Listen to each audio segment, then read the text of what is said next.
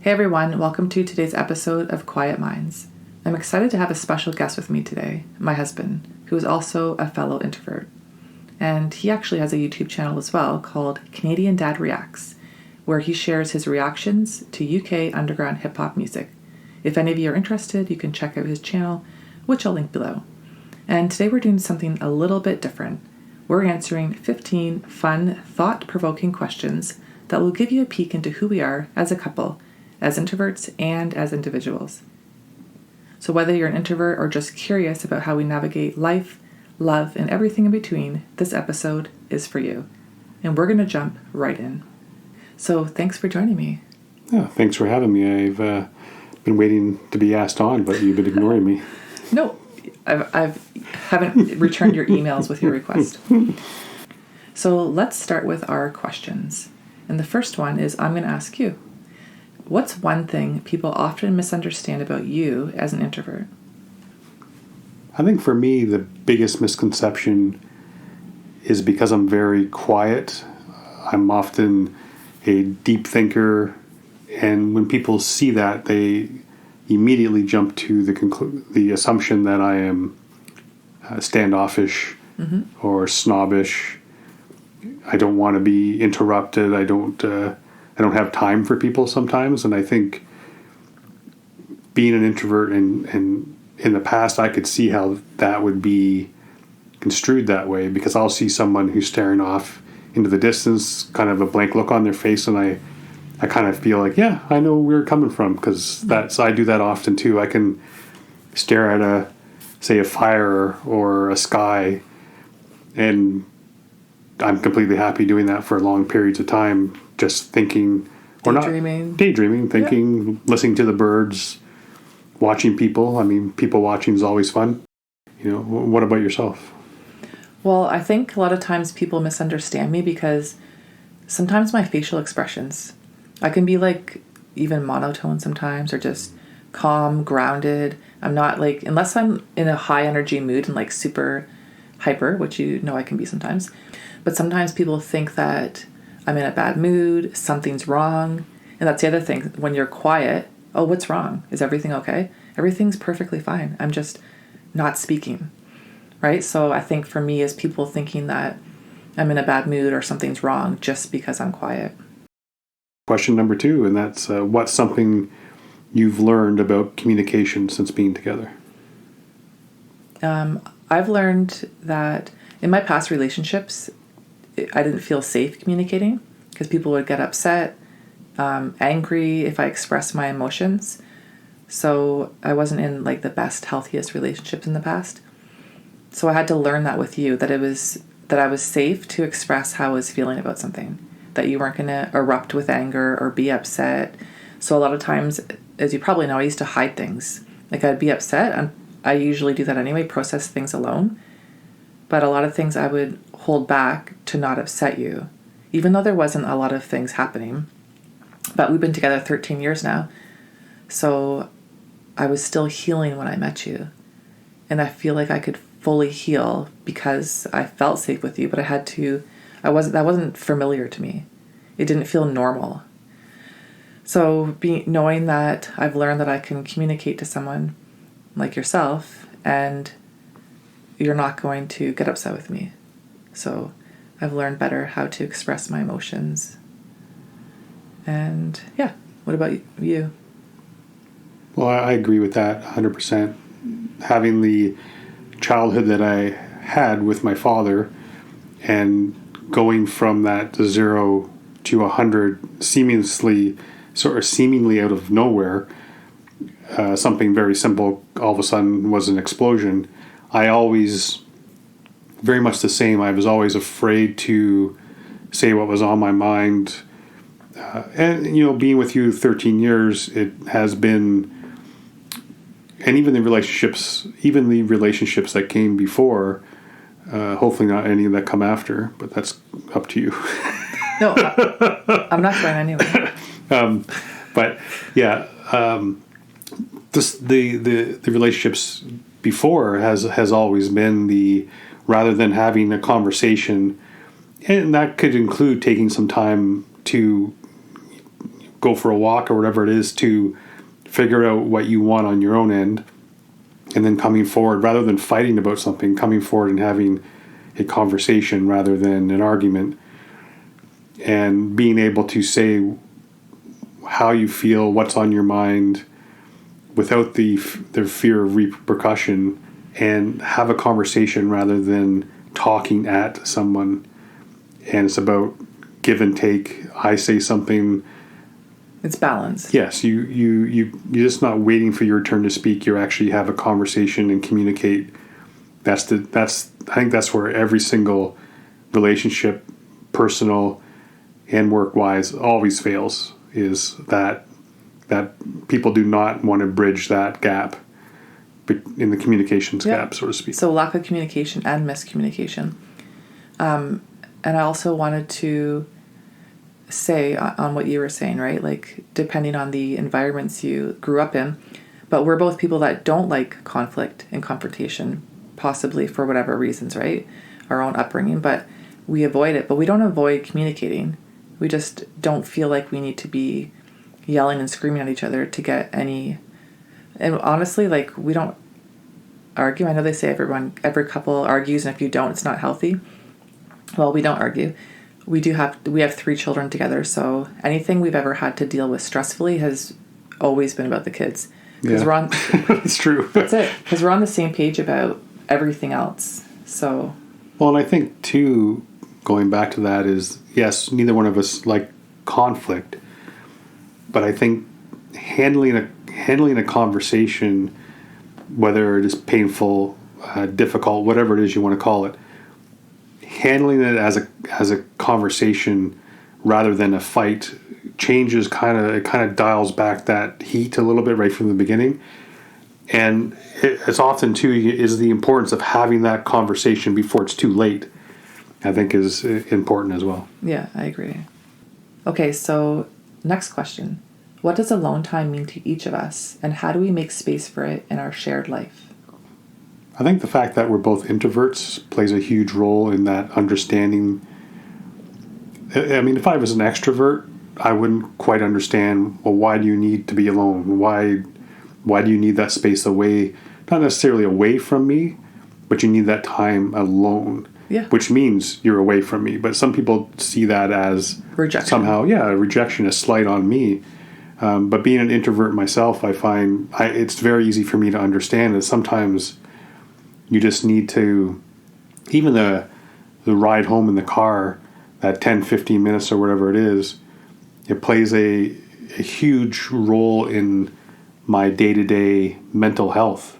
Being able to either listen to a podcast, listen to my favorite song, listen to nothing, but it's that moment to be with me and only me, and not be accountable to anybody else, right? I don't need to be anyone's entertainer, anyone's dad, anyone's furry dad, any of those types of things, right?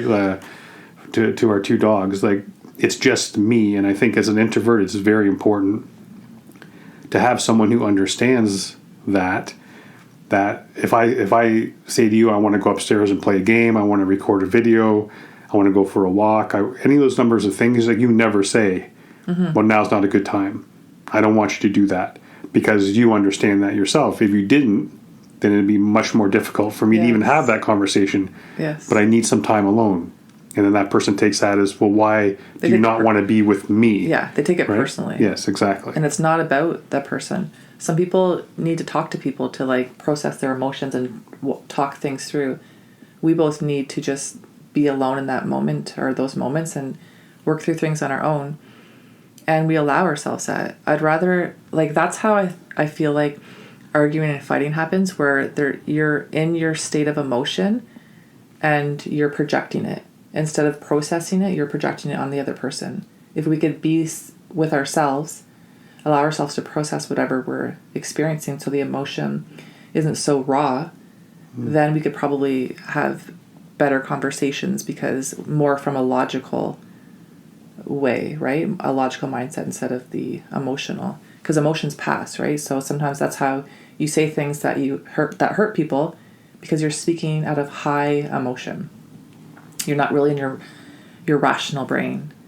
But Yeah, I mean, yeah, the person that thinks that you don't want to be with them because you want to be by yourself for an hour, that is their own thing that they're dealing with. It has nothing truly to do with you. It's just the fact that they feel a certain way and their emotions are driving that feeling of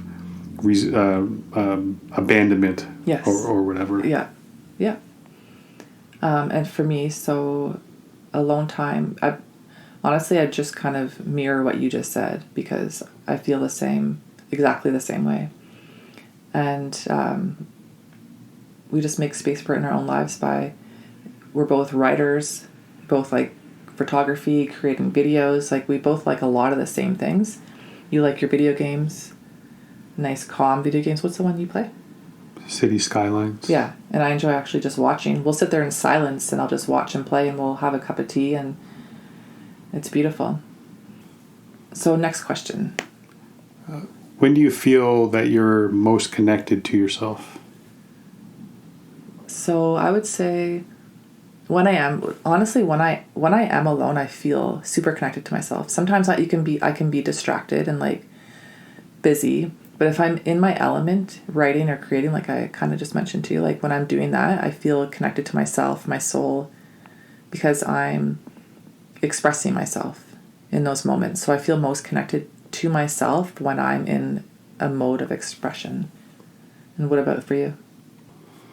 I think for me, it's when I'm creating, and that could be anything, whether I'm writing, whether the video game you mentioned, City Skylines, is a city building game, so it's not a shooter. I'm not running through the jungle shooting lasers or whatever.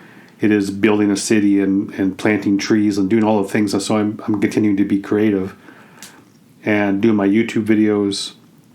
Often when I'm walking or driving in the car, I'm creating in my mind what I want to do going forward. So I think, in having a graphic design job, I feel as though that's where I am at my best. And I feel most like myself is when I take something that isn't. One of the things I love about graphic design is I open up a new template and it's completely white and nothing's on it. And then half an hour later, I've created something out of nothing that, something about that is special. Yeah. I love that. So next question. What's something about our relationship that feels different from past ones? Well, I think I mentioned it a couple of questions ago with that understanding of,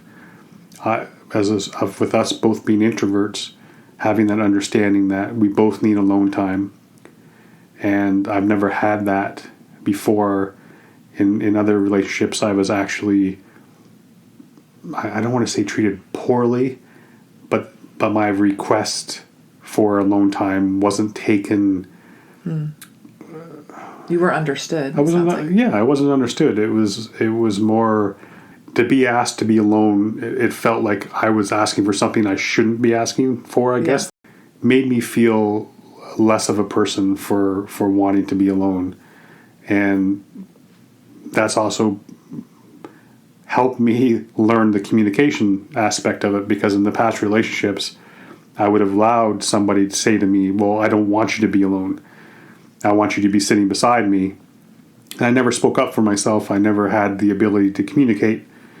So I would sit down quietly, like I was told, and do what the other person wanted to do. Yeah. And put me second rather than first. But what about you? I mentioned it earlier too, just feeling safe. Like I didn't feel safe in any past relationship. Safe to be myself, safe to express, safe to share, safe to talk about my feelings.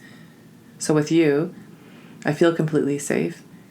And even if I'm feeling anxious or overwhelmed, and I always tell you, you're like that big oak tree in the field, stable, strong, secure, no matter what the weather is, like you're always there.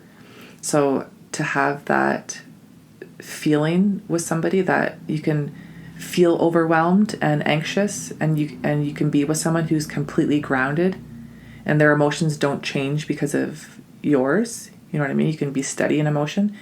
And I think for introverts and people who are highly sensitive, maybe we lacked that a lot in our upbringing. So to have that with someone, it's really meaningful to us. That's very true, because I think of myself as a kid, and my happiest times as a kid was being in my bedroom by myself, playing with G.I. Joe or Hot Wheels. But at the same time, at the back of my mind, I was always ready for that shoe to drop. But in that room, it was always felt safe. It always felt, because I was by myself with my imagination creating, it felt safe. Yeah, I completely understand that. So our next question, how do you recharge after a day of social interaction or overstimulation? Well, it's a really simple answer. That's going to be just home with you and the dogs, and it's probably watching crime shows or murder investigations on YouTube. I know, right? I calm down by watching.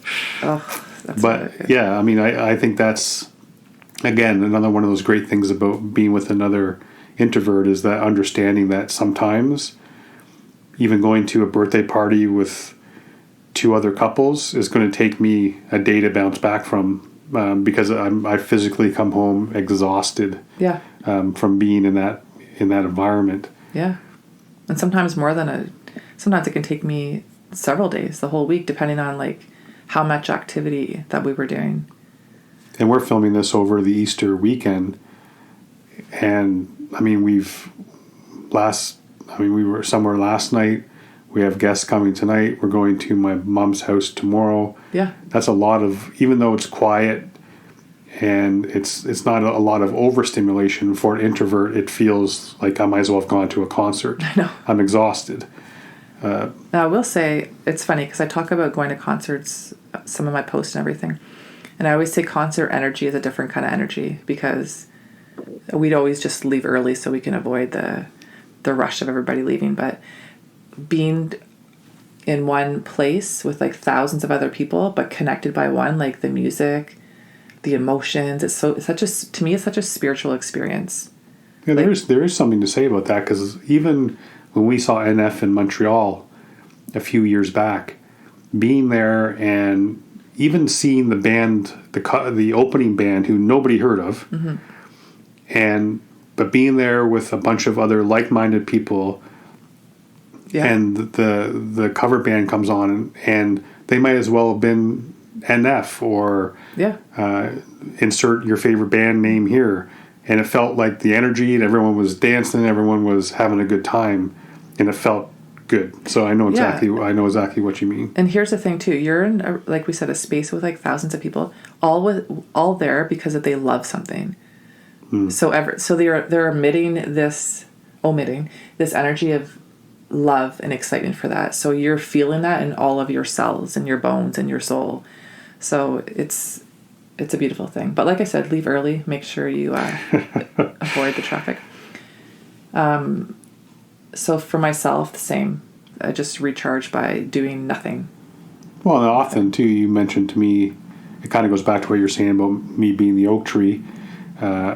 Often on days where you have overstimulation, you often say to me how run down you feel or whatever, feel sick, and then I'll come home and your health and mental well-being switches almost immediately. Yeah, it's almost as if my energy's too high and it needs to be grounded. So just being around your grounded energy helps me feel better and less anxious. But okay, so next question.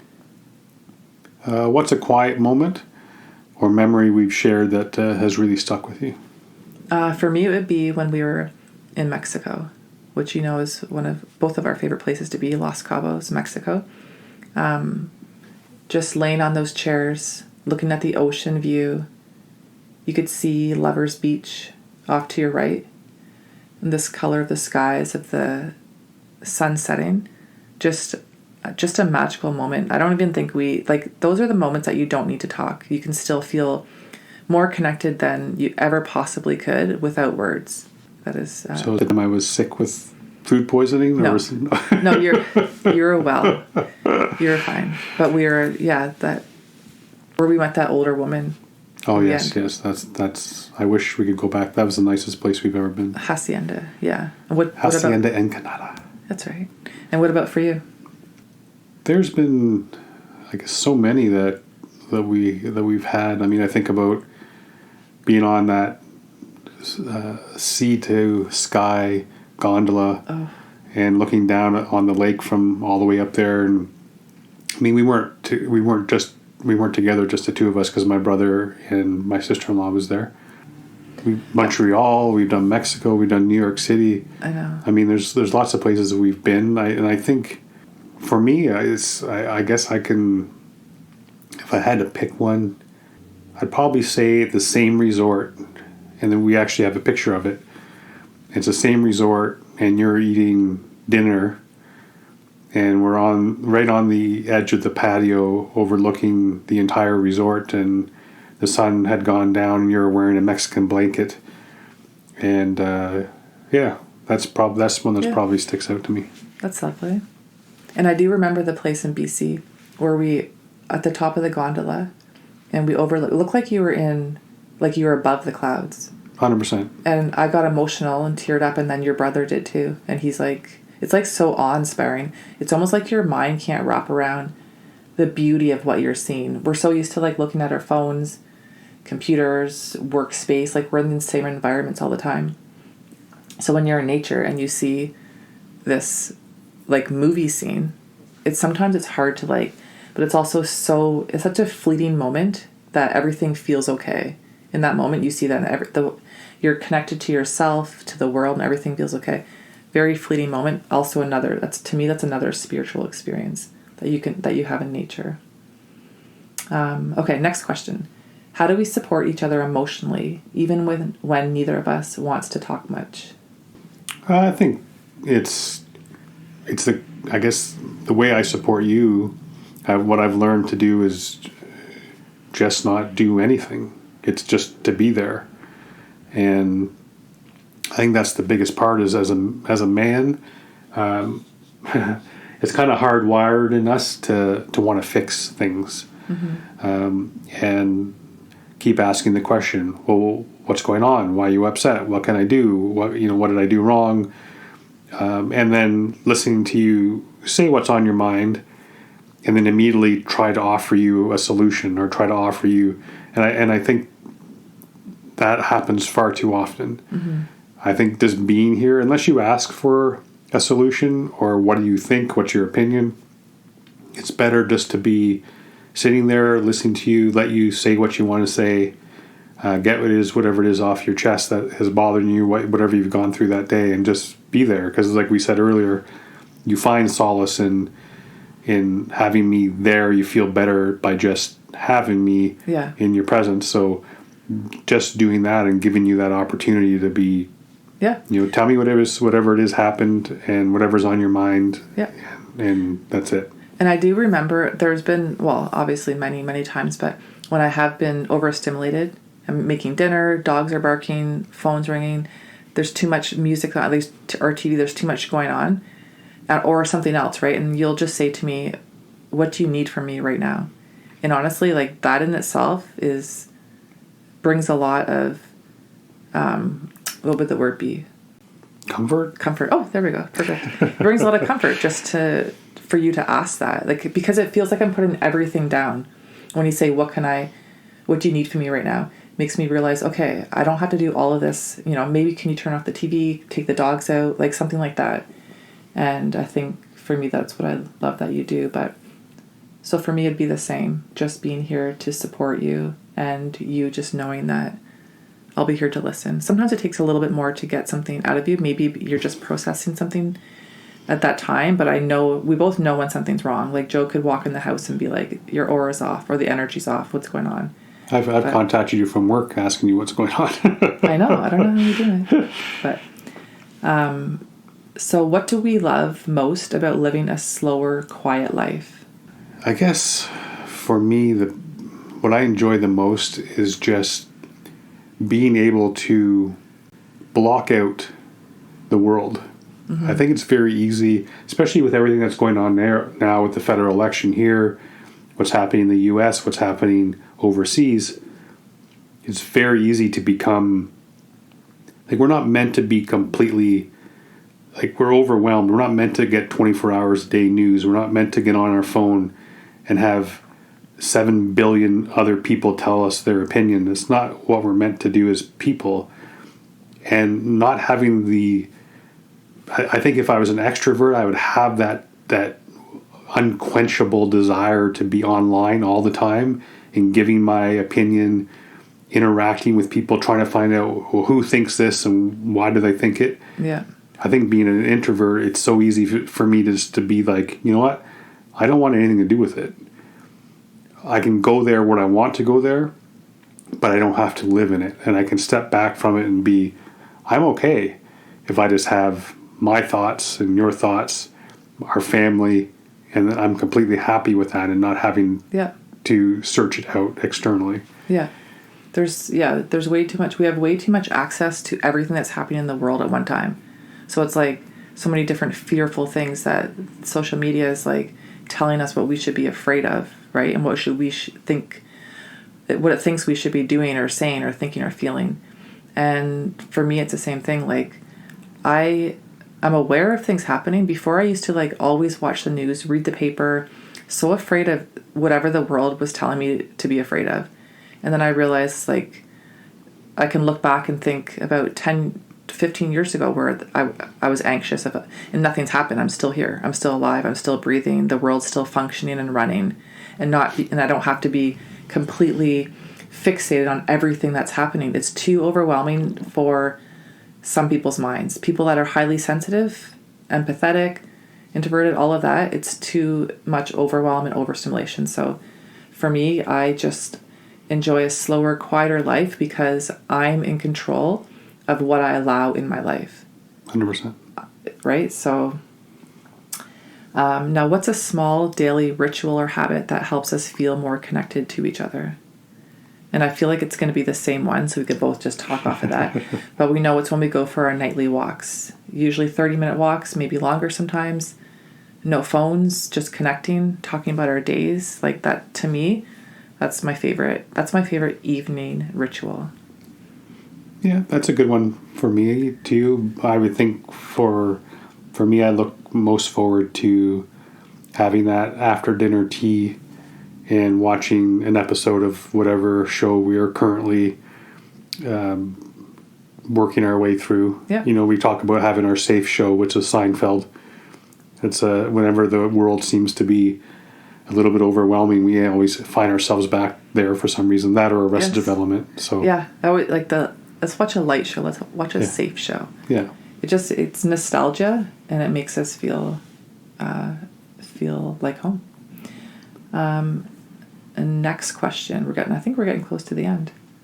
What's something you admire about each other's way of navigating the world? So I admire you for you always say to me, it must be exhausting being you, and you don't say it in a bad way, but because I'm sometimes a worst case scenario person, thinking like, what if this happens? What if that happens? And to you, you're so in the moment. Like, you know that I've flown almost 30 times now, but I still have a fear of it. And your mindset is, well, if we're meant to go, we're meant to go. And to me, I'm like, no, I want to be able to control when it's my time. So I think with you, I like your grounded, non-reactive approach to life and your way of being, where you're almost always in response mode. You respond to things from that grounded energy. And I think for me, that's what I admire, because I can be worried, anxious, and you're like, no, everything's okay. That's what I like. And what about for you?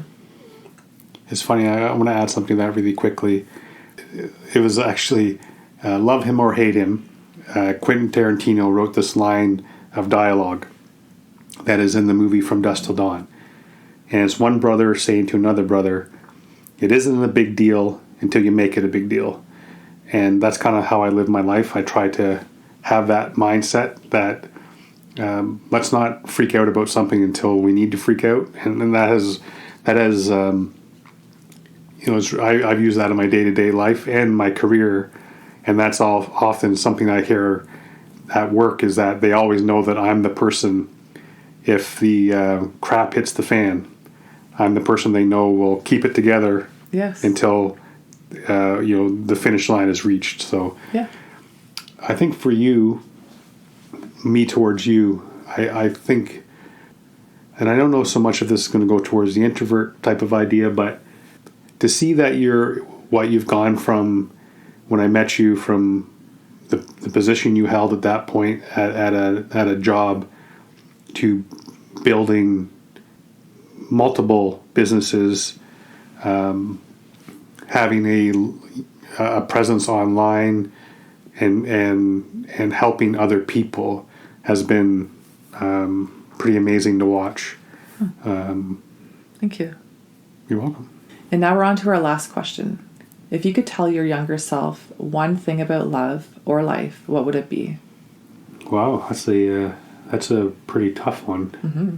I think probably I would tell myself to trust myself and love myself more. Because I think, especially in like, I made a short kind of off, not really getting deep into it, but a comment about my childhood.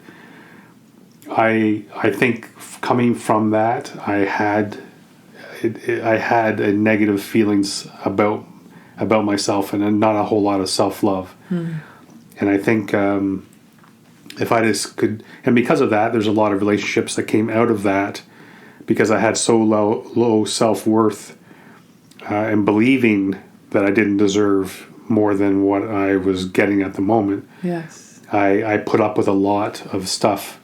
But if I told my younger self, it's like, hey, listen to yourself, listen to your gut, listen to your heart, love yourself, and don't put up with anything that you don't feel is good for you. Yeah. I think that would have played a huge, that would have had played a huge difference in my life, if I was able to tell myself that. Yeah. Oh, thank you for sharing that. And what about you? So I would tell my younger self that, kind of what you were saying too, like sometimes you don't feel worthy of healthy relationships, so you choose unhealthy partners, right? And you usually choose people that are sometimes seeking what you're seeking. They grew up maybe in similar environments, so they also don't feel worthy of good love. So you're trying to get love from each other, which you can't give because you don't know how. But it always ends up like, unhealthy relationships, I find, teach us how to love ourselves because we realize we were missing that. So I agree with that 100%. Yeah, and I would tell my younger self that love doesn't have to be forced or rushed or unhealthy, and you don't have to settle and be with someone you're not happy with. I remember in my past relationship, I was so unhappy for years, but I just didn't know how to leave. And I would express my unhappiness through poetry and whatever I was doing to help myself at that time. But sometimes we grow up in environments where we choose partners that are kind of the same person that we grew up around, right? The same kind of energy. So that's what we think is normal love, but it's not. So I would definitely I'm also in the mind that we need to grow through everything we go through. Everything's meant to be. So, we have to, that is how we grow. Yeah, you don't know what you don't know, right? Right. We grow through pain. So I believe we need that. But also we could spend way too many years in unhappy relationships thinking that we don't deserve better. But we are deserving of healthy, good, whole love just simply because we are. So, all right. Well, that was a good question to end with. Yes. So, my friends, that's it for today's episode of Quiet Minds. We really hope you enjoyed it, and it was such a fun and heartfelt conversation, and I'm so glad you're here for it. And if you'd like to check out more from my husband, you can find him on YouTube at Canadian Dad Reacts for some great reaction content, and I'll link you below. Thank you. You're welcome. Also, a little something I'm excited to share. My new book, Living the Quiet Life, Daily Reflections for Peace, Purpose, and Personal Growth, is coming out in June 2025. It's a collection of gentle reminders and reflections to help you stay grounded, inspired, and true to yourself. Thanks again for being here, my friends, and we'll see you next time.